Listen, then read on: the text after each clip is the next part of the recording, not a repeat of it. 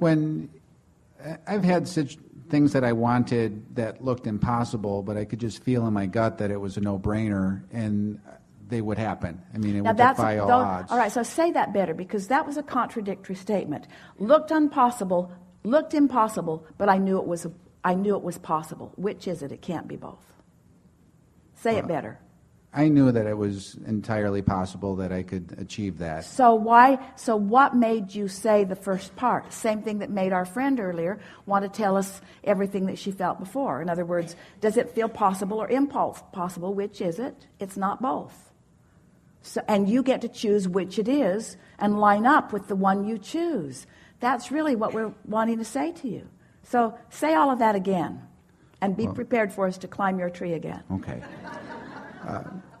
I would look at a situation that was very significant, a very significant level of achievement, and I would want to achieve that goal, and I would just feel that I could do it, and then I did. We like the way you said that. So from now on, those are the things that you want. That's what you want to practice. That's what you want to practice. So we're going to put that in Abraham terminology. I have some desires that haven't manifested. Human logic says if it hasn't manifested, it won't manifest. But I know better. I know that if this time-space reality has the wherewithal to inspire the desire within me, it has the wherewithal to deliver it in full fruition.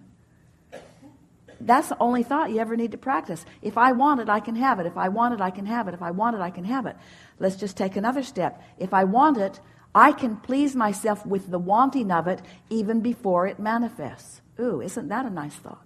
If I want it, I can take pleasure from the having of it even before I have it. Stay with us. This matters.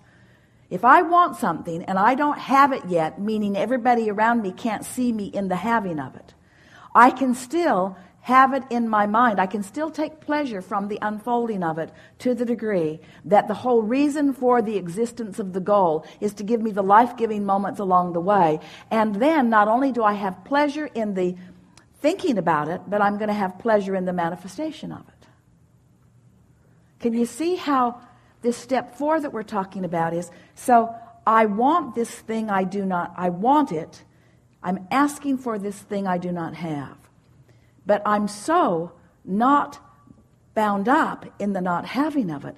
I'm so at one in my knowledge that it is coming that there's no absence of its vibration anywhere within me. I'm not longing for it. I'm not yearning for it. I'm not suffering for it. I'm not pleading for it. I like knowing that I want it. I like knowing that I want it because I know that when I want it, it is coming.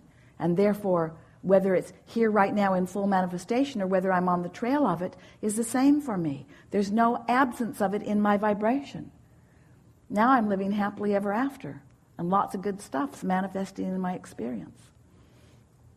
The whole process of living happily ever after is to not spend an inordinate amount of time in step 1. Ask and get on with it.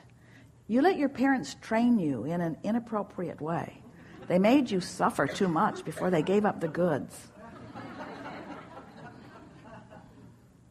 Life is supposed to be good for you, and it's supposed to be good for you now and always. Nowhere was there anything that you signed that said, I will suffer for a specific amount of time before goodness is released to me. Not one of you signed that contract. And yet you seem to have adopted it a little bit somewhere along your way. Did you get that? Really good. Did you get that? Yes. Enough?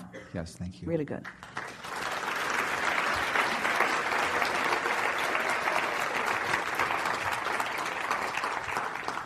So,